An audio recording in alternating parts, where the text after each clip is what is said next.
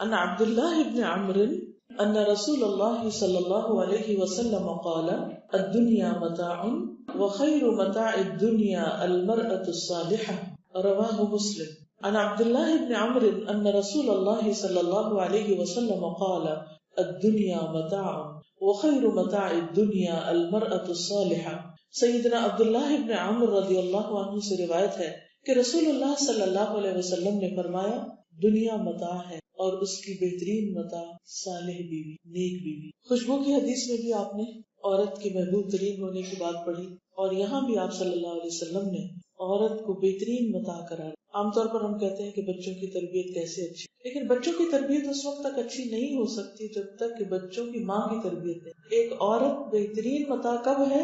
جب المرأۃ الصالحہ ہے، نیک عورت ہے. نیک عورت اپنے شوہر کے لیے بھی بہترین ساتھی، والدین کے لیے بھی بہترین صدقہ جاریہ ہے، اور اپنے بچوں کے لیے بھی بہترین رول ماڈل ہے. اس میں خیر ہی خیر ہے، بھلائی ہی بھلائی ہے. لیکن نیک بننے کے لیے کیا کیا کرنا چاہیے اور کب کرنا چاہیے؟ سب سے پہلے تو ایک عورت کو بحیثیت ایک عورت کے اپنی زندگی کے 3 مرحلوں کو اچھی طرح سمجھنا چاہیے. عورت کی زندگی کا ایک اہم مرحلہ وہ ہے جب وہ ایک بیٹی کی حیثیت، جب وہ جنم لیتی ہے تو وہ ایک خام مال کی طرح را مٹیریل، والدین اس کو تعلیم دیتے. دونوں طرح کی تعلیم ضروری ہے، سیکولر ایجوکیشن بھی اور ریلیجس ایجوکیشن. شادی تک لڑکی کی تعلیم اور تربیت اس کے اچھے کردار اور اس کو نیک بنانے میں اہم ترین رول پلے کرتی. یعنی دنیا میں سب سے بہترین چیز نیک عورت، اور نیک عورت بننے کے لیے کب کوشش شروع کرنی چاہیے؟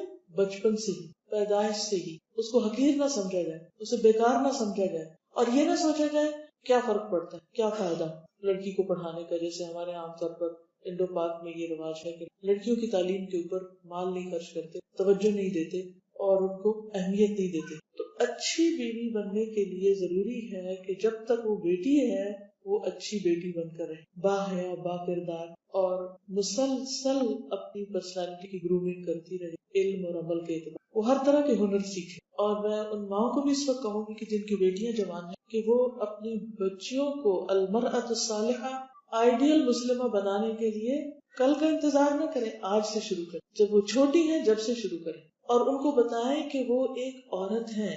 ہم نے اپنے بچوں کی تربیت کچھ اس انداز میں کرنی شروع کر دی ہے کہ ہم بچپن سے لڑکیوں کو کہتے ہیں کہ تم مرد بن کے جیو، طاقتور بن جاؤ، انڈیپینڈنٹ بن جاؤ. اب ایک عورت جب عورت نہیں رہتی، وہ مرد بن جاتی ہے، تو مرد کے لیے بھی اس میں وہ اٹریکشن نہیں ہوتی. جب وہ ماں بنتی ہے اگلے مرحلے پر، تو ماں کی حیثیت سے بھی اس کے اندر وہ کائنڈنس، وہ پولائٹنس، وہ محبت اور وہ ہمدردی وہ نہیں ہوتی. قرآن مجید میں عورت کے بارے میں آتا ہے کیا وہ جو زیورات میں پالی جاتی، تو جو زیورات ہے وہ عورت کی پہچان ہے. چھوٹی بچیوں کو ایسا لباس پہنائے جس میں وہ لڑکی لگے. ہم نے لڑکیوں کو بھی پینٹ شرٹ پہنا کے ان کو لڑکا بنا دیا، اور اس میں بھی ان کو جب جینس پہنا دیتے ہیں یا کالے رنگ کا لباس بس پہنا دیتے ہیں یا ایسے ٹراؤزر اور ایسے پجامے پہنا دیتے ہیں، تو وہ حرکتیں بھی لڑکوں والی کرنے لگے. اور پھر کیا ہوتا ہے کہ وہ لڑکوں کی برابری اور لڑکوں کا مقابلہ. اور پھر افسوس یہ کہ جب ہمارے آس پاس اچھی سیکولر ایجوکیشن صرف کو ایجوکیشن میں، تو پھر وہ بچپن سے ہی مردوں کے مقابلے پر جو سروائیول کی ان کو جنگ لڑنی پڑتی ہے کہ اپنے آپ کو بچا کے رکھنا، تو بہادر بنانا خود کو یا سخت جان بنانا ہے. تو وہ ایک عجیب طرح کی سخت مزاجی اور سختی لڑکیوں کے اندر آنے لگی. لباس بھی ویسا، گفتگو بھی ویسی. کئی سال تک وہ روزانہ لڑکوں کے ساتھ پڑھ رہی ہیں، تو ان کے ساتھ ظاہر ہے کہ کوئی ادب اور تمیز والی بات تو نہیں ہوتی، وہ ایک برابری کا معاملہ ہوتا ہے. جب اس ساری ایجوکیشن کے بعد وہ شادی ہوتی ہے، اگلے مرحلے میں قدم رکھتی ہیں، تو وہ پھر بحیثیت ایک بیوی کے، ایک نرم مزاج اور ایک محبت کرنے والی بیوی کی حیثیت سے لڑکی اپنے آپ کو فٹ نہیں کر پاتی. یہاں آ کے مرد کو بھی شکایت ہو جاتی ہے کہ میں نے کس سے شادی کی. اس کے اندر وہ نسوانیت نہیں. عورت کی خوبصورتی، عورت کے اندر کی اٹریکشن اس کی نسوانیت میں ہے. لہٰذا نیک عورت وہ ہے جب وہ بیوی بنے تو بیوی کی حیثیت سے مرد کے لیے اٹریکشن کا ذریعہ ہو، اور اس کے لیے محبت کرنے والی ہو، بچے پیدا کرنے والی ہو، گھر سنبھالنے والی ہو. کیونکہ بعض اوقات ٹھیک ہے مرد حضرات کہتے ہیں کہ لڑکی جاب کرنے والی ہو، لیکن آپ نے دیکھا ہوگا کہ شادی کے بعد جب لڑکیاں جاب کرتی بھی ہیں، میں نہیں کہتی کہ نہیں کرنی چاہیے، لیکن ہر لڑکی کے بس میں بھی نہیں ہوتا کہ وہ بیلنس قائم کر سکے. لہٰذا نہ وہ گھر کی، نہ باہر کی، نہ ادھر کی، نہ ادھر کی. وہ باہر جاتی ہے تو باہر مرد بن کے اس کو رہنا پڑتا ہے، وہ گھر آتی ہے تو اس کو عورت بن کے رہنا پڑتا ہے. اب وہ ایک دوہری شخصیت کی حامل ہو جاتی اور اس دو پارٹوں میں وہ پس کے رہ جاتی ہے. اس کا جو اندر ہے یا جو اس کے جذبات ہیں یا وہ خود کیا ہے اس کو بھی نہیں معلوم رہتا، اور اس طرح عورت کی زندگی مزریبل بن جاتی. اس لیے بہت ضروری ہے کہ المرأۃ الصالحہ، وہ نیک عورت، نیک بیوی، نبی صلی اللہ علیہ وسلم نے جس کو پسندیدہ ترین ایک آئیڈیل شخصیت قرار دیا ہے، اس کا پورا نقشہ ہمارے سامنے ہو. اس کے لیے میں آپ کو ایک ریکمینڈ کروں گی کتاب آئیڈیل مسلمہ، علی الہاشمی کی کتاب ہے. میں چاہوں گی کہ ہر خاتون اس کو پڑھے کہ آئیڈیل مسلمہ کون ہوتی ہے، اس میں اس کو کس حیثیت میں کس طرح بہیو کرنا ہے، اس کی جنت کہاں ہے، اس کی آخرت کہاں محفوظ ہے، اس کا بہترین کردار کون سا ہے. لہٰذا جب وہ ایک بیوی ہے تو اس کا کام ہے گھر بسانا. ماں باپ کے گھر، وہ گھر بسانے کی تیاری کرے، اور جب اپنے گھر پہنچ جائے، شادی ہو جائے تو گھر بسائے، وہ بیوی بن کے رہے. اگلا مرحلہ کب شروع ہوتا ہے؟ جب اس کے اپنے بچے پیدا ہو جاتے ہیں اور ایک ماں بن، اب اس کو نسلوں کی تربیت کرنی. ایک ہے اس کا پریپریٹری رول جب وہ ماں باپ کے گھر ہے، مسلسل سیکھے، مسلسل اپنی سکلز انہانس کرے، مسلسل اس کی تیاری کرے کہ وہ اچھی بیوی کیسے بنے گی، اچھی ماں کیسے بنے گی، اور جب شادی ہو جائے تو پھر اچھی کمپینین بھی ثابت ہو. جیسے حضرت خدیجہ رضی اللہ تعالیٰ عنہا کا کردار کہ حضور صلی اللہ علیہ وسلم جب غار حرا سے آتے ہیں، جب وہاں جاتے بھی ہیں تو بھی کس طرح ساتھ دیتی، جب واپس آتے ہیں وہی نازل ہوتی اور پریشان ہیں، تو اس موقع پر کون ہے جو آپ کو تسلی دیتا ہے؟ یعنی مرد کے لیے بہترین چیز کیا ہے؟ اس کی اچھی بیوی. جب وہ باہر کے دنیا کے ہنگاموں سے، مصیبتوں سے فارغ ہو کر آئے تو بیوی اس کے ٹوٹے ہوئے دل کو تھامنے والی ہو، سہارا دینے والی ہو، اور اس کے ساتھ شفقت کرنے والی ہو، نہ کہ روٹ کے موڈ آف کر کے بیٹھ جانے والی، صرف مجھے ہی توجہ چاہیے، نہیں، وہ توجہ دینے والی بھی. آپ دیکھیں کہ جیسے ابھی میرا بیٹا بڑا ہو رہا ہے نا، تو ہر ماں سوچتی ہے کہ اس کی کیسی ہو. اگرچہ میں نے اس پر پورا سوچا ہوا کہ جو اس کی پسند ہوگی وہ میری پسند ہوگی، اور انشاءاللہ میں اپنی پسند کو نیچے اور اس کی پسند کو آگے کروں گی. ہر مرد کے دل میں ہوتا ہے نا کہ میری بیوی ایسے. لیکن ایک چیز پہ مجھے بڑا ہی رحم آتا ہے، وہ اب تک بھی 17 سال کا ہو کر بھی مجھے اسے کھلانا پڑتا ہے، اس کو یاد کرانا پڑتا ہے، اب یہ اور یہ کام کر، اسے پانی تک پلانا پڑتا ہے کہ دیکھو آج تم نے پانی نہیں پیا، آج تم نے یہ نہیں کیا. تو ایک ماں کا دل ہوتا ہے نا. تو میں ہمیشہ سوچتی ہوں کہ جب اس کی شادی ہوگی اور میں اس کے سر پہ نہیں، اسے پانی کون پلائے گا، اس کی کیئر کون کرے گا. اچھا، اس سے میں نے یہ سبق سیکھا کہ مجھے اپنے شوہر کے لیے کیسا ہونا چاہیے، وہ بھی کسی کا بیٹا ہے نا، وہ بھی کسی کا بیٹا ہے. تو اسی طرح یعنی جب ہم یہ چاہتے ہیں اپنے بچوں کے لیے ایک اچھی بیوی، کیونکہ میں سوچتی ہوں ایسی بیوی ہو جو اس پر رحم کرے اور اس کا خیال رکھے، تاکہ اگر یہ گھر سے باہر کوئی کام کرے تو اس کی کوئی کیئر کرنے والا ہو. جب ہم اپنے لیے یہ چاہتے ہیں اپنے بچوں کے لیے، تو خود کیوں نہیں وہ بن جاتے. تو بیوی کی حیثیت میں جہاں کیئر ضروری ہے، جہاں محبت ضروری ہے، شفقت ضروری ہے، بیوی بن کے رہنا ضروری ہے. وہاں ایک اچھا سمجھدار ساتھی بننا بھی ضروری ہے کہ جب شوہر کوئی ایسا فیصلہ کرنے لگے بزنس میں یا کوئی غلط ڈیسیژن لینے لگے تو اس کو سنبھالنے والی، اور جب اس کا دل ٹوٹے یا جب اس کی سیلف اسٹیم کسی وقت لو ہونے لگے تو وہ اس کو بڑھانے والی بھی. حضرت خدیجہ نے کیا کہا تھا حضور صلی اللہ علیہ وسلم کو جب آپ بہت پریشان تھے؟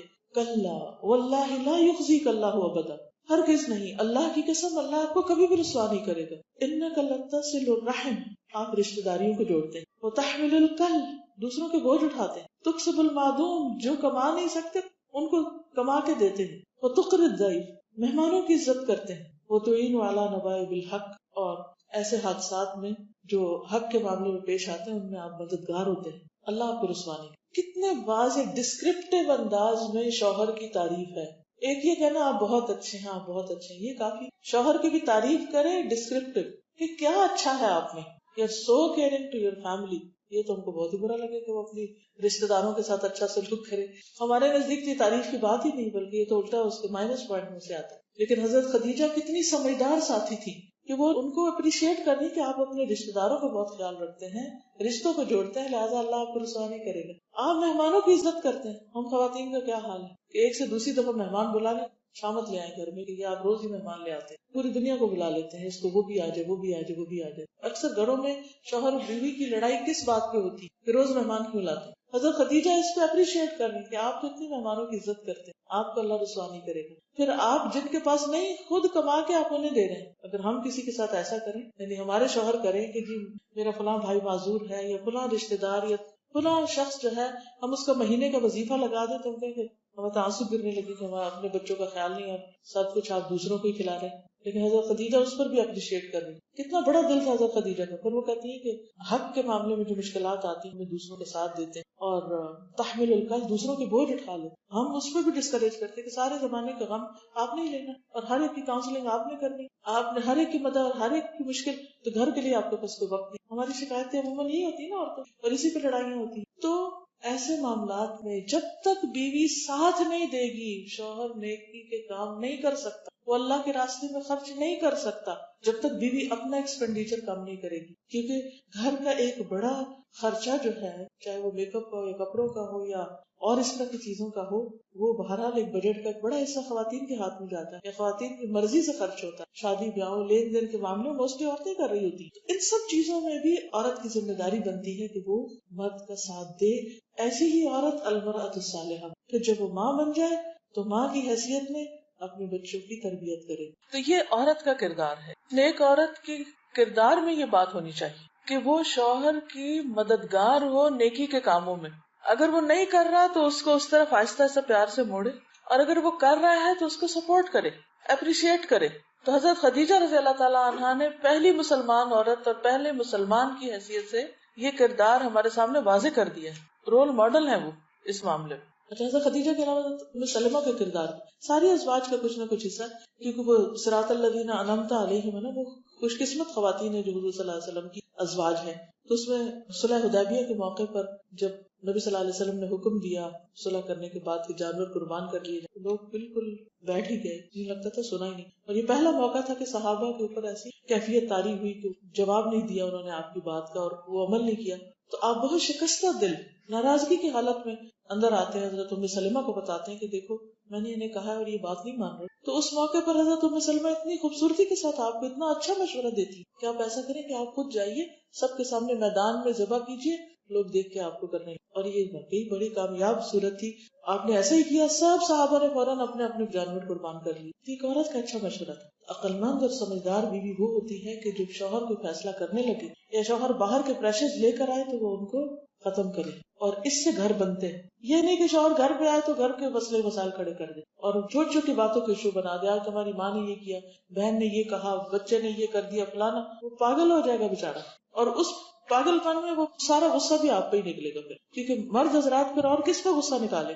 وہ اپنے باس پہ نہیں نکال سکتے، وہ باہر نہیں کسی کے ساتھ، کیونکہ انہیں اپنا برم رکھنا ہوتا ہے. بچے بھی ان کے پیارے ہوتے ہیں اور ساری شامت پھر بیوی کی آتی. تو اس لیے فار یور اون سیک، اپنی خاطر کیا کریں، اچھے ساتھی ثابت ہوں، اور پھر اچھی ماں کہ جو تربیت بہترین کرتی. اور اس میں یہ ہے کہ اگرچہ باپ کا بھی حصہ ہے لیکن ماں کا ایک بہت بڑا حصہ ہے، کیونکہ ماں کی کوکھ سے بچہ جنم اور وہ اس کے لیے رول ماڈل ہو. اور زندگی کے ایک بڑے حصے تک بیٹیاں کیا بیٹے بھی ماں کی بات زیادہ سن رہے ہوتے ہیں، اور اگر ماں ان کی مت مار رہی اور الٹے مشورے دے رہی تو نسلوں کو بگاڑ دے گی. تو 3 کام، ایک پارٹ ہے تعلیم کا، سیکھنے کا عمل. یہ نہیں کہ باقی حصے میں کم کرے، شادی کے بعد سیکھنا چھوڑ دے، نہیں، تو تب بھی سیکھتی رہے، لیکن میجر پارٹ پہلے ہوگا. اس لیے بیٹیوں کو شادی سے پہلے صرف دنیا کی نہیں دین کی تعلیم دے کر رخصت کریں، وہ بہترین تحفہ ہے. اسی لیے اشرف علی تھانوی صاحب نے بہشتی زیور لکھا تھا، وہ کتاب تاکہ عورتوں کو ایک رہنما ثابت ہو. پھر اسی طرح دوسرا مرحلہ بیوی کا ہے اور یہ گھر بسانے کا معاملہ ہے، اور تیسرا ماں کا، نسلوں کی تربیت کا. تو یہ ہے وہ آئیڈیل عورت کہ جس کو اللہ کے رسول صلی اللہ علیہ وسلم نے بہترین متاع قرار دیا. صوبان رضی اللہ عنہ سے مروی ہے کہ جب یہ آیت نازل ہوئی کہ جو لوگ سونا چاندی جمع کر کے رکھتے ہیں اور اسے اللہ کی راہ میں خرچ نہیں کرتے، تو کہتے ہیں کہ اس وقت ہم رسول اللہ صلی اللہ علیہ وسلم کے ساتھ کسی سفر میں شریک تھے. تو ان کے صحابہ میں سے کسی نے پوچھا کہ سونا چاندی کے متعلق تو جو حکم نازل ہونا تھا وہ ہو گیا، اب اگر ہمیں یہ معلوم ہو جائے کہ کون سا مال بہتر ہے تو ہم وہ اپنے پاس رکھ لیں، سونا چاندی چھوڑ کے وہ چیز لے لیں. تو آپ نے فرمایا سب سے افضل مال ذکر کرنے والی زبان ہے، شکر گزار دل ہے، اور ایمان والی بیوی. یعنی اس موقع پر بھی بیوی کی تعریف کی جو اس کے ایمان پر اس کی مدد کرنے والی، یعنی اس کے ایمان کو سنبھالنے والی ہے، سہارا دینے والی ہو. ایک اور موقع پر آپ نے فرمایا 4 چیزیں خوش بختی کی علامت ہے. خوش قسمت ہے وہ انسان کہ جس کی بیوی نیک ہو، جس کا گھر کھلا ہو، ہمسایہ اچھا ہو اور سواری اچھی ہو. اچھی گاڑی، اچھا گھر، اچھی بیوی اور اچھا ہمسایہ. جس کو یہ 4 چیزیں مل جائیں وہ دنیا کا سب سے لکی پرسن، خوش قسمت انسان ہے. قرآن مجید میں اللہ سبحانہ وتعالیٰ نے جو صفت کی نیک عورتوں کی وہ کیا ہے؟ فالصالحات قانتات حافظات للغیب بما حفظ اللہ. نیک عورتیں وہ ہیں جو شوہروں کی فرما بردار ہوں اور ان کی غیر موجودگی میں اللہ کی حفاظت اور نگرانی میں ان کے حقوق کی حفاظت کرنا کہ جب کوئی نہ دیکھ رہا ہو، صرف اللہ دیکھ رہا ہو، تو اس وقت بھی وہ اپنی عزت و عصمت کی حفاظت کرے. ایک اور حدیث میں آتا ہے، حضرت ابو ہریرہ کہتے ہیں کہ آپ سے پوچھا گیا کہ بہترین عورت کون ہے؟ آپ صلی اللہ علیہ وسلم نے فرمایا وہ عورت جب اس کا شوہر اس کی طرف دیکھے تو اسے خوش کر دے. ارے بڑا آسان نسخہ، صرف اسمائل کرنے، بس اسمائل کر دے تو اس سے کیا ہوگا، دوسرا بھی خوش ہو جائے گا. لیکن یہ بڑا مشکل ہے کیونکہ سارا اظہار اپنے فرسٹریشنز کا پھر ہم نہ اسمائل کر کے کرتے ہیں. اسمائل کرنے کو دل بھی چاہ رہا تو روک لیتے ہیں کہ نہیں ہم نہیں اسمائل کریں گے، ایک طرح سے احتجاج کر رہے ہوتے ہیں. لیکن اسی میں تو اجر زیادہ ہے جو ہم اپنی مرضی کے خلاف جا کے کرتے ہیں. اور آپ دیکھیں گے کہ اسمائل کرنے سے آپ کی فرسٹریشن چلی گی، آپ کو بھی ریلیف ملے گا اور دوسرے طرف سے بھی آپ کو اچھا رسپانس ملے گا. جب کسی بات کو حکم دے تو اس کی اطاعت کرے، یعنی معروف میں. نیز عورت کی جان اور مال کے معاملے میں شوہر جس چیز کو ناپسند کرتا ہو اس میں اس کی مخالفت نہ کرے. یعنی ہر عورت کو اپنے شوہر کے مزاج کو سمجھنا چاہیے کہ وہ کن چیزوں کو پسند نہیں کرتا، اور جو چیزیں اسے پسند نہ ہو ان کو وہ بھی پسند نہ ہو. ابو عدینہ صدفی سے روایت ہے کہ رسول اللہ صلی اللہ علیہ وسلم نے فرمایا تمہاری بہترین بیویاں وہ ہیں جو محبت کرنے والی، زیادہ بچے جننے والی، ہم نوائی کرنے والی اور ہمدردی کرنے والی، بشرطے کہ وہ اللہ سے ڈرنے والی. اور بدترین عورتیں وہ ہیں جو غیر شوہر کے سامنے زیبائش کرنے، یعنی اپنی زینت دوسرے مردوں کو دکھانے والی، اکڑ کے چلنے والی ہوں. ایسی عورتیں منافق ہیں، ان میں سے کوئی جنت میں داخل نہ ہوگی مگر سرخ چونچ اور سرخ پار والے کبے کی. یعنی عورت کی اچھی خوبیوں کا بھی ذکر کر دیا گیا اور برائی کا بھی ذکر کر دیا گیا کہ عورت کے لیے اچھا کیا ہے کہ وہ شوہر سے محبت کرے اور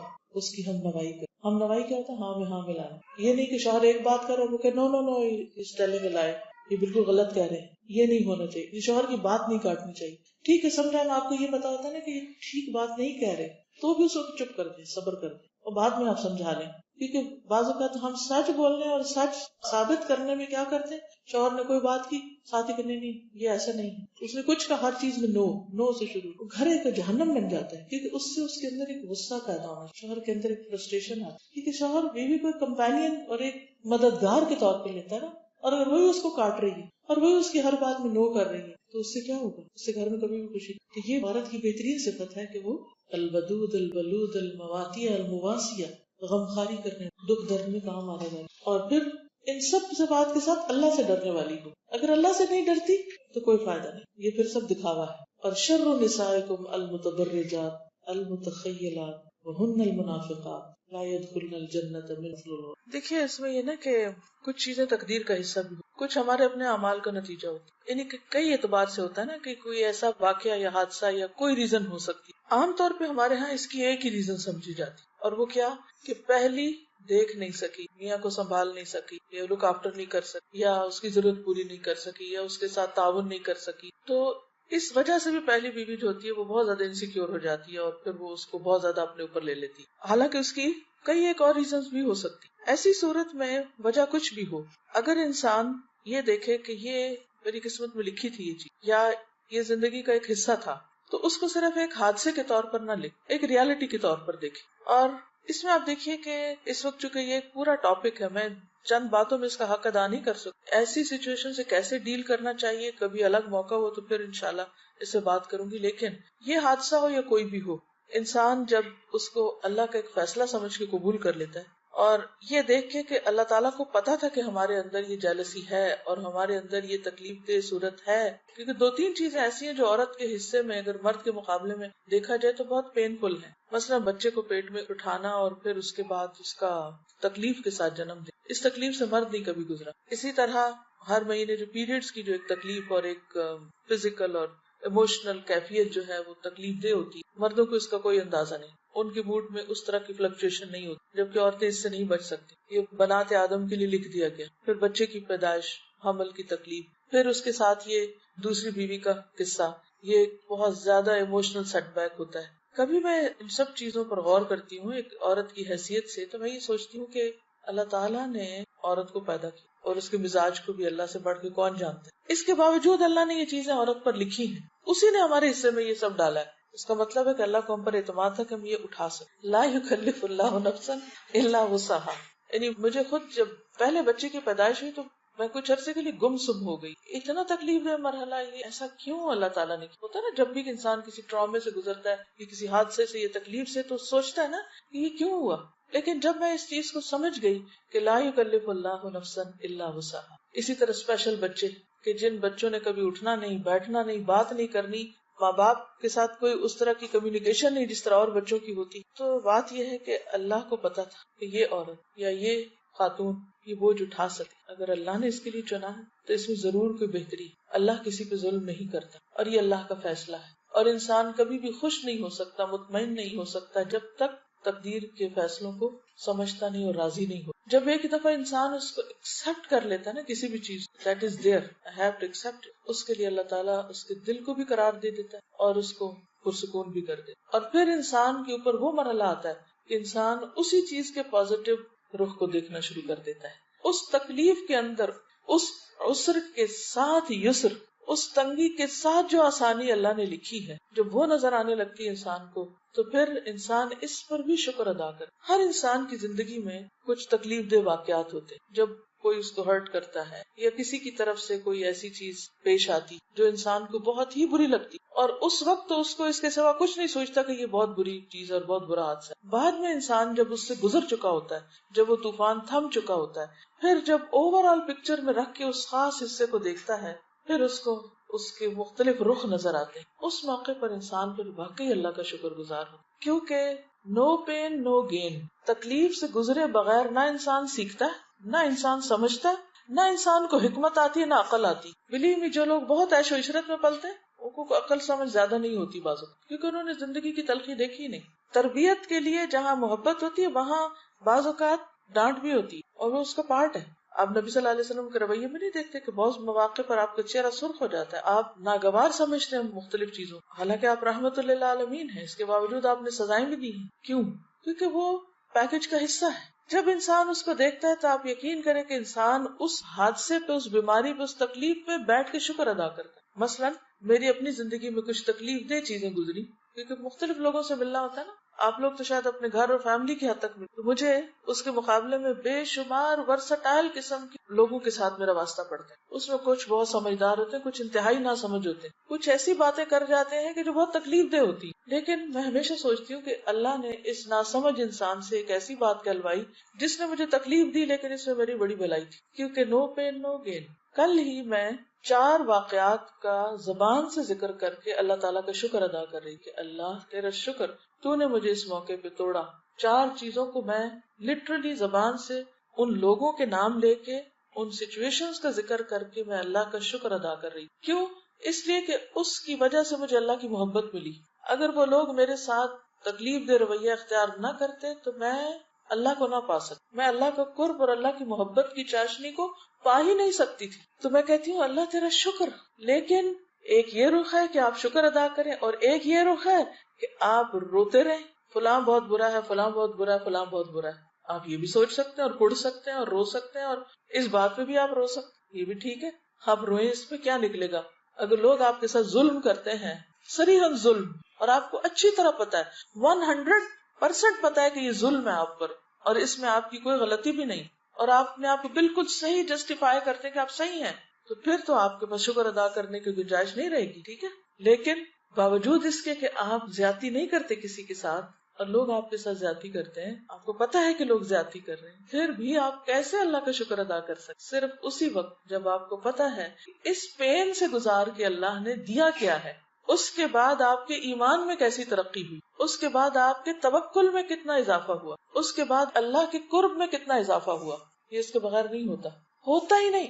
چاہے آپ صبح سے لے کے شام تک قرآن پڑھیں نا، آپ کے اندر وہ لذت نہیں آئے گی جتنی اس وقت آئے گی کہ آپ کسی کو سنائیں حق کی بات اور وہ آپ کو گالی دے، آپ اس کا بھلا کریں اور وہ آپ کے ساتھ زیادتی کرے، اس وقت پھر آپ اللہ کی طرف رجوع کرتے۔ آپ کا تو یہ اخلاق ہے، انک لتصل الرحم، جن رشتوں کو آپ جوڑتے رہے ان رشتوں نے آپ کے ساتھ کیا کیا، لیکن نتیجے میں آپ کو کیا ملا؟ اللہ کی محبت، اللہ کی ملاقات و معراج پر اللہ تعالیٰ کا بلانا۔ یعنی ایک موقع پر آپ نے خواب دیکھا جس میں آپ صلی اللہ علیہ وسلم فرماتے کہ میں نے اپنے سینے پر اللہ تعالیٰ کے ہاتھ کی ٹھنڈک محسوس کی۔ یہ عام بندوں کو تو نہیں ملتا، ان کو ملتا ہے جو تکلیفوں سے گزرتے ہیں۔ یاد رکھیے، کسی تکلیف کے آنے پہ 2 رویے ہیں، ایک رویہ ہے روئیں کوڑیں اور زمانے بھر کو برا کہیں اور ہر ایک کے بارے میں منفی سوچیں، یہ بھی ظالم ہے، یہ بھی زیادتی کرتا ہے، یہ برے لوگ ہیں، یہ کتنے خراب ہیں، فلانا ایسا ہے۔ عموماً لوگ یہ احتجاجی رویہ رکھتے ہیں، اس کا نتیجہ کیا ہوتا ہے کہ ان کی لائف صرف مزریبل ہوتی ہے، وہ بد اخلاق بن جاتے ہیں، وہ ہنسنا بھول جاتے ہیں، وہ مسکرانا بھول جاتے ہیں، وہ بات کرنا بھول جاتے ہیں، وہ غم اور دکھ ان کو پاگل کر کے رکھ دیتے. یہ جیسے آپ کہہ رہی تھی نا، وہ شیٹر ہو کے رہ جاتے ہیں، بالکل بکھر جاتے ہیں ایسے لوگ جو غموں کی وجہ سے صرف بکھرتے ہیں. اور کچھ ایسے لوگ ہیں کہ جو کہتے ہیں کہ یا اللہ تیرا شکر ہے. اب مثال کے طور پر آپ دیکھیے کہ آپ کے سامنے سونے کی وادیاں پیش کی کہ آپ چاہیں تو یہ سب آپ کو ملے، لیکن آپ نے کہا یا اللہ مجھے آل محمد کو بس بقدر کفایت روزی دینا تاکہ تیرا شکر گزار بندہ بنا رہو. تو جب تک ہمیں سٹریس مینجمنٹ نہیں آئے گی، جب تک ہمیں تکلیف پر شکر ادا کرنا نہیں آئے گا، تو حقیقی معنوں میں شکر ادا کرنا نہیں جانیں گے. سب کچھ بھی اگر نہ رہے نا، انسان کچھ نہ رہے، نہ اولاد رہے، نہ شوہر رہے، نہ ماں باپ رہے، نہ کوئی رہے، لیکن اگر اس کے ساتھ اللہ ہے، اس کے دل میں اللہ کی محبت، تو کوئی غم نہیں. ہم نے اللہ کو نہیں پایا، اس لیے بندوں کے اوپر بھروسہ کر. جب بھی کوئی بے وفائی کرے، قدم قدم پہ آپ کو اس کے تجربے ہوں گے، تو ایک ہی جملہ بولا کرے، اللہ تو ہے نا، اور میں آپ کو لکھ کر دیتی ہوں. اللہ آپ کو اپنا آپ محسوس کرائے گا کہ اے بندے میں ہوں تیرے لیے، تو نے مجھے پکارا، میں ہوں.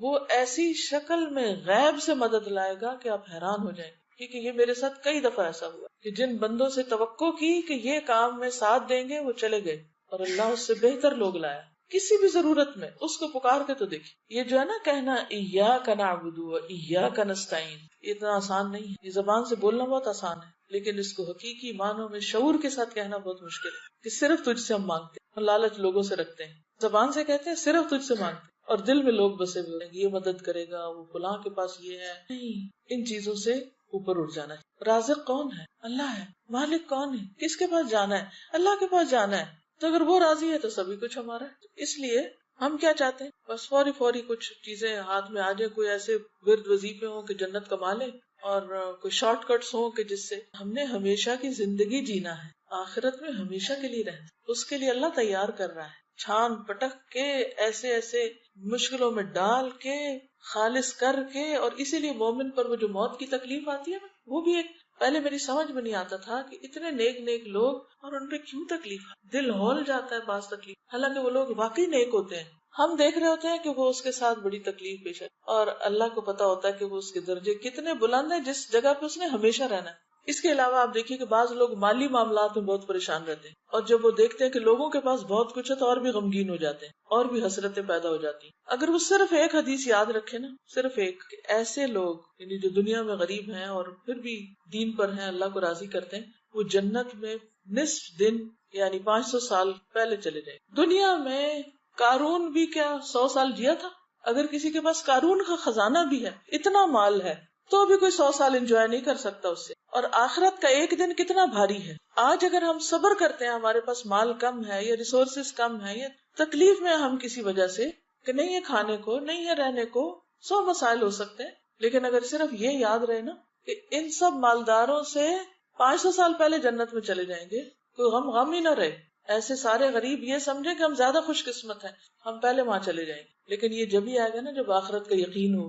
ہم کہتے تو ہیں ہمارا آخرت وہ ایمان ہے، حقیقی معنوں میں کوئی ایمان نہیں. اللہ کے وعدے سچے ہیں، زبان سے بولتے ہیں سچے ہیں، لیکن دل میں نہیں اترا کہ اللہ کے وعدے سچے ہیں. کیونکہ ہمارا طرز زندگی نہیں بدلا، ہماری سوچ نہیں بدلی، ہمارے رویے نہیں بدلتے، کیونکہ ہمارا اندر نہیں بدلا ہوا. دنیا کا کوئی غم آخرت کے مقابلے میں کوئی غم نہیں، اور دنیا کی کوئی خوشی اللہم لا عیش الا عیش الاخرہ فاغفر للانصار والمہاجر. اصل چیز ہے کہ ہماری بخشش ہو. بعض اوقات اللہ تعالیٰ نے کسی کو بلند درجے دینے ہوتے ہیں. اب ہم دن رات بھی قرآن پڑھ رہے ہیں، ہم پتہ نہیں کیا کیا کر رہے ہیں، لیکن مثال کے طور پر اگر آپ کو یہ فاصلہ طے کرنا ہے، یہ کتاب سے ہی سمجھاتی، مثلاً یہاں آپ کھڑے ہیں اور یہ جنت الفردوس ہے مثلاً. اب آپ جتنی بھی نمازیں پڑھ رہے ہیں، روزے رکھ رہے ہیں، صدقہ خیرات کر رہے ہیں، اس سے آپ صرف اتنا تک پہنچ پائے، صرف اس حصے تک پہنچے ساری زندگی کی عبادت ملا کے. لیکن کیونکہ آپ مانگ رہے ہیں اور اللہ چاہتا ہے آپ یہاں پہنچے، یا آپ چاہتے ہیں اس فاصلے تک پہنچے. اب آپ کی عبادتیں ہیں ہی کوئی نہیں کہ جو آپ کو یہاں پہنچا سکے. اب کیا کیا جائے؟ اب اللہ تعالیٰ کسی امتحان میں ڈالتا ہے، کسی تکلیف میں ڈالتا ہے، کسی کو مال کی کمی دیتا ہے، کسی کو اولاد کی دیتا ہے، کسی کو کوئی اور چیز نہیں دیتا. اگر وہ اس پر صبر اور شکر کرتا ہے تو یہ فاصلے تیزی سے یہ طے ہو کے یہاں تک پہنچ جاتا ہے. یہ جو صبر ہے اور شکر ہے، یہ دو پر ہیں جس سے مومن اڑتا ہے، اور وہ تیزی سے فاصلے طے کر کے جنت الفردوس تک پہنچتا ہے. تو بعض اوقات ہماری عبادتیں، ذکر، صدقے، خیرات یہ کافی نہیں ہوتے، کیونکہ ہم کیا کہتے ہیں، ہم نے اتنی عبادت کر لی پھر کیوں مشکل آ گئی. یہ کہتے ہیں نا اکثر کہ اللہ میں نے تو بڑی نیکی کے کام کیے پھر کیوں مشکل آ گئی. کیونکہ جب ہم ٹوٹی پھوٹی 4 نیکیاں کر لیتے ہیں تو پھر ہم کیا سوچتے ہیں کہ اب ہمیں نا کوئی مسئلہ نہیں ہونا چاہیے زندگی میں، اب اللہ کو بھی ہماری مرضی پہ چلنا چاہیے، اور جیسے ہم کہیں ویسے اللہ تعالیٰ کو کرنا، نعوذ باللہ، یہ ہمارا ایٹیٹیوڈ یہ ہوتا ہے۔ اور اگر ہماری عبادتوں کے باوجود کوئی مشکل آتی ہے تو ہمیں سمجھ ہی نہیں آتی کہ پھر کیوں آ گئی، ہم تو نہیں ڈیزرو کرتے تھے یہ تکلیف، ہم تو بڑے نیک تھے، انتہائی نہ سمجھ، اللہ دراصل درجے بلند کر رہا ہے، اور آپ کہتے ہیں کہ ہم نے تو نیکیاں کر لی تھی تو پھر کیوں ہو گیا یہ، یا دوسروں کو بھی ہم دیکھتے ہیں، ہم کہتے ہیں ہاں توبہ، کیا فائدہ نیکی کرنے، اتنا نیک تھا اور دیکھو کیا مشکل آ گئی، ضرور کچھ اندر خانے برا کیا ہوگا۔ یہ سخت ناسمجھی کی باتیں، اللہ ہی جانتا ہے کہ وہ کس کو کس حال میں کیوں ڈال رہا ہے، خواہ وہ کسی عورت کی تکلیف ہو یا کسی مرد پہ کوئی مشکل وقت ہو یا کسی بھی طرح کا کوئی زندگی میں اسٹریس ہو، بس ہر حال میں کہ یا اللہ تیرے فیصلے بڑے ہی اچھے اور سچے ہیں، بس تو مجھے عافیت میں رکھ، ایسے امتحان میں نہ ڈال کے جس سے میرے منہ سے کوئی ناشکری کی بات نہیں۔ وہ وقت ہوتا ہے خود کو کنٹرول کرنے کہ منہ سے ایسی بات نہ نکلے جو اللہ کو ناراض کر دے، ہمارے رویے میں اور دل میں ناشکری نہ آئے کہ جو خدا کو ناراض کرے، کیونکہ زندگی کا امتحان بڑا سخت ہے۔ کل میری ایک اپنی پرانی اسٹوڈنٹ کے ساتھ ملاقات ہوئی، اس کے شادی کو کافی عرصہ ہو گیا، بچے نہیں، تو جب مجھے ملی تو میں نے دعا دی کر اللہ صالح، تو پھر اس نے اپنا تھوڑا سا شیئر کی کہ ایسا ہے کہ میرے ہسبینڈ کچھ، میں نے اس پہ کہا کہ اچھا، کہتی کہ بات یہ ہے کہ اگر بچے نہیں تو ایک مسئلہ ہے، اور اگر بچے ہوں تو 1000 مسئلہ۔ کتنی خوبصورت بات ہے، ورنہ ایسی لڑکیاں سارا وقت فرسٹریشن کا شکار رہ سکتی۔ میری شادی یہاں کیوں ہو گئی؟ اب آپ دیکھیے کہ رشتے ملنا ہی مشکل ہے والدین کے لیے، ایک مثال ہے، رشتے ملنا ہی مشکل ہے۔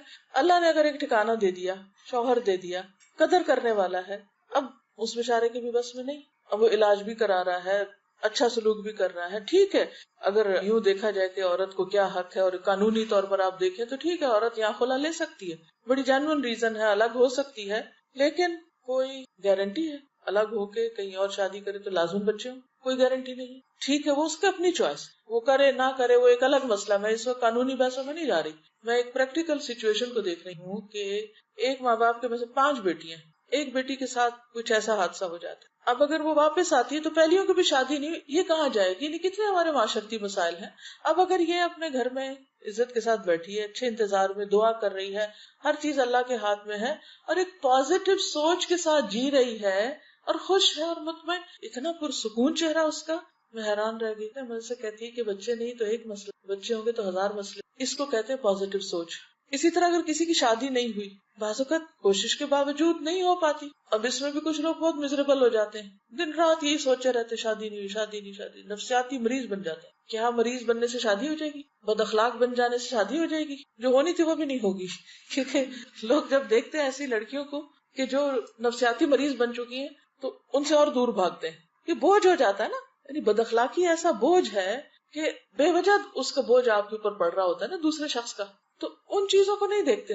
تو اصل کامیابی یہ ہے کہ زندگی کو ایک امتحان سمجھ کر اللہ کے ہر فیصلے پر راضی رہ کر انسان بہتری کی کوشش کرتا رہے۔ میں یہاں یہ نہیں کہتی کہ انسان ہر وقت کہے یہ سر پہ آ گرا تو پڑا رہے کیونکہ اللہ کا فیصلہ ہے، نہیں، اس کو ہٹانا تو ہے، لیکن اگر نہیں ہٹ پا رہا تو بھی اللہ تیرا فیصلہ کہ میرے بازو نہیں ہٹا پا رہے ایک چیز کو، میں نہیں سچویشن چینج کر پا رہی، تو کوئی بات نہیں، مدد لیں آپ دوسرے مل کے بھی آپ کی حالت نہیں بدل پا رہے۔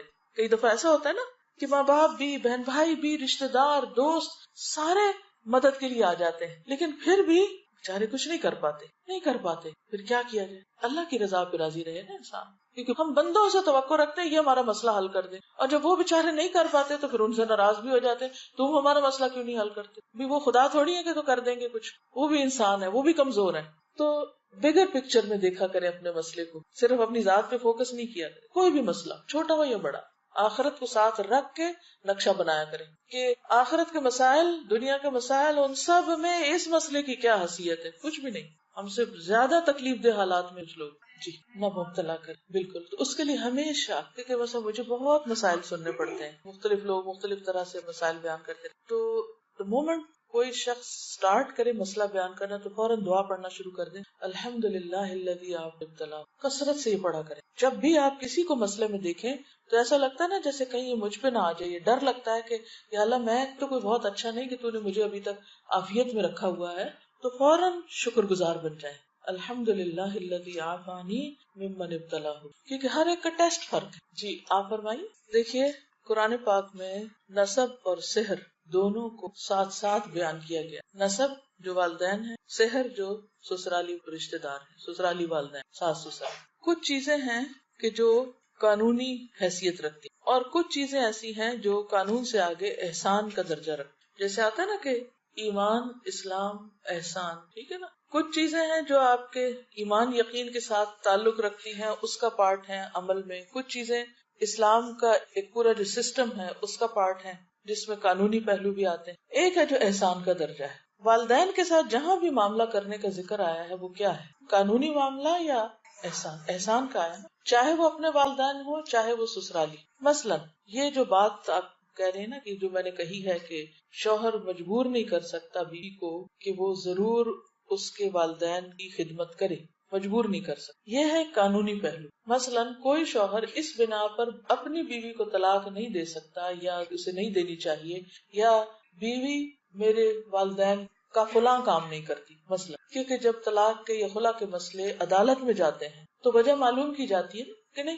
ایک عورت جب کہتی ہے کہ میں نے خلا لینی ہے تو وہ ایسے تو نہیں جج اٹھا کے کہتا اچھا ہو گئی تمہاری بات، جو تم چاہتی وہ کر دیں گے. نہیں، وہ وجوہات معلوم کرتے ہیں. اب جب آپ قانونی بحثوں میں جاتے ہیں تو دونوں طرف سے پروف آتے ہیں اور ان کا سارا جائزہ لیا جاتا ہے. تو اس میں آپ دیکھیے کہ اگر کوئی شوہر یہ کہے کہ یہ عورت اس بنا پر میں اس کو مثلا نان نفقہ نہیں دیتا کیونکہ یہ نہیں کرتی، تو یہ قانونی ویلڈ ریزن نہیں، وہ مجبور نہیں کر سکتا. ہاں، بیوی کو اپنے طور پر احسان کرنے کی ضرورت ہے کہ جس طرح اس کے اپنے والدین ہیں تو اسی طرح شوہر کے بھی والدین ہیں.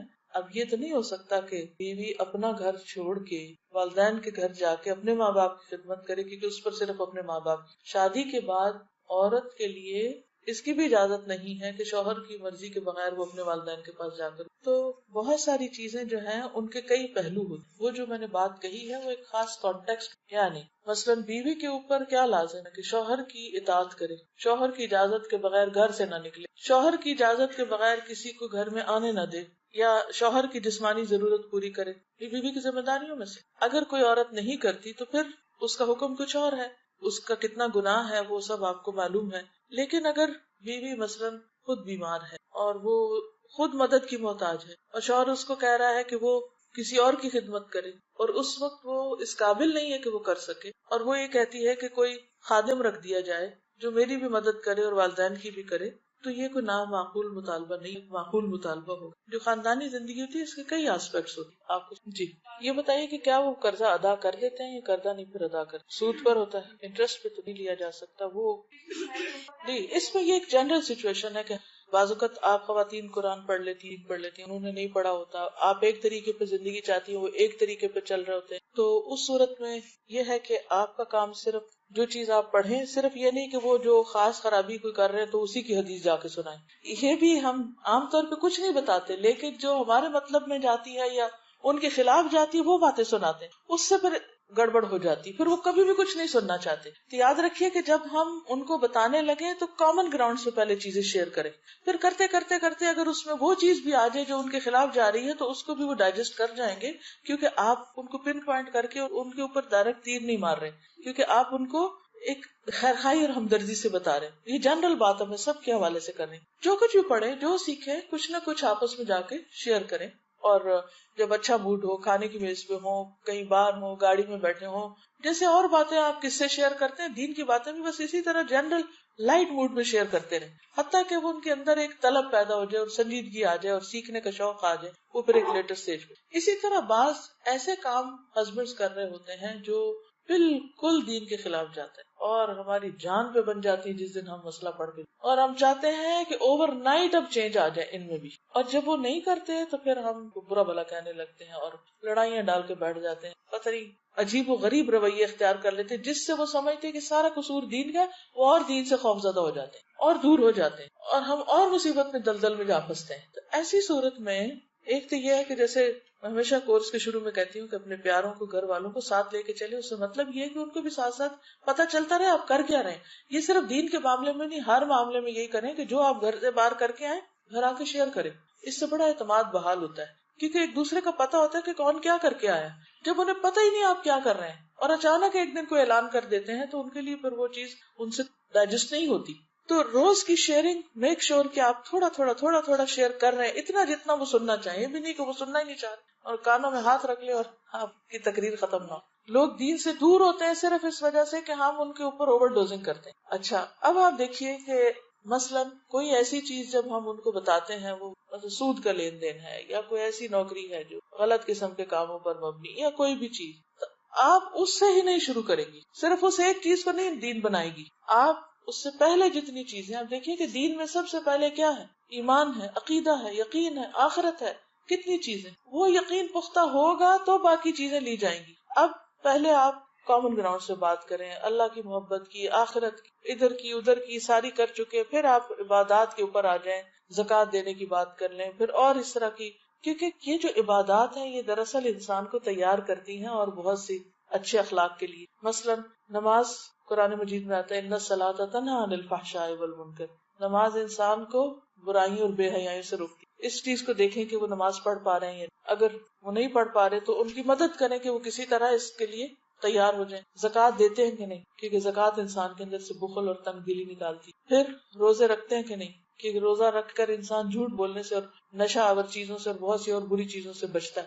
فرض روزوں کے علاوہ نفل خود بھی رکھے تو ان کو بھی ساتھ لانے کی کوشش کریں. پھر اس طرح اگر ابھی تک حج پہ نہیں گئے تو حج پہ جانے کی تیاری کریں آہستہ آہستہ، اس کے لیے ذہن تیار کرے، کیونکہ وہاں جا کر بھی انسان کے اندر بہت سا چینج آتا ہے اور انسان سوچتا ہے اچھا میں حج سے آ کے یہ برا کام چھوڑ دوں. یعنی کئی ایک طریقے.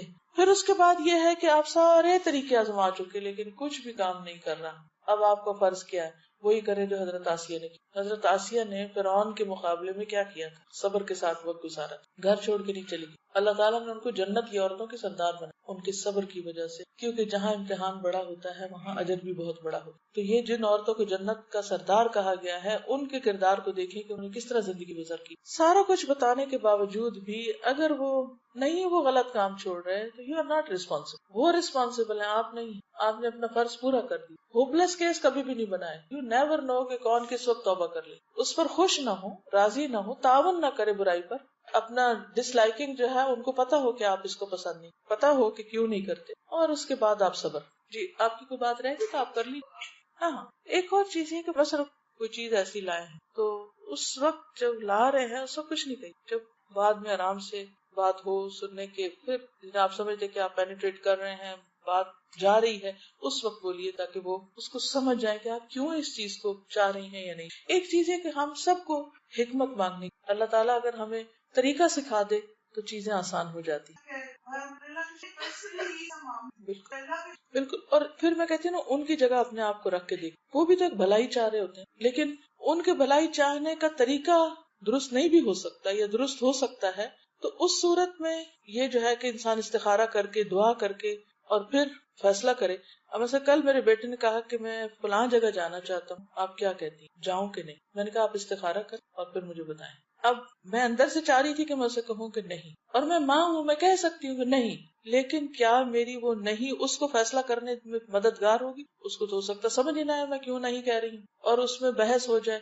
اور پھر بعض اوقات اوورسیز کالز کتنی لمبی ہو جاتی ہیں لڑائی جھگڑوں میں. میں لمبی کال بھی نہیں کرنا چاہ رہی. میں نے بس مختصراً کا استخارہ کرو اور فیصلہ کرو. حالانکہ he is only 17 but let him make decision. اس کو ڈیسیژن لینا چاہیے، کیونکہ بہت سے ڈیسیژن ہم لینا چاہتے ہیں اور اللہ تعالیٰ کچھ اور چاہتا ہے. تو اللہ سے بڑھ کے کون ہمیں فیصلہ کرنے میں مدد دے سکتا؟ جی بالکل بالکل بالکل. یہ بہت ہی اللہ آپ کو جزائے خیر دے، اچھا پوائنٹ آپ نے یاد دلا دیا. بات یہ ہے کہ جب ہم دین کی طرف نہیں ہوتے تو ہماری پرائرٹیز کچھ اور ہوتی، اس وجہ سے بچوں کو اگنور کرتے ہیں. جب ہم دین کی طرف آ بھی جاتے ہیں تو دین میں آنے کی وجہ سے بچوں کو اگنور کرنا شروع کر دیتے. وہ مظلوم بےچارے ہر حال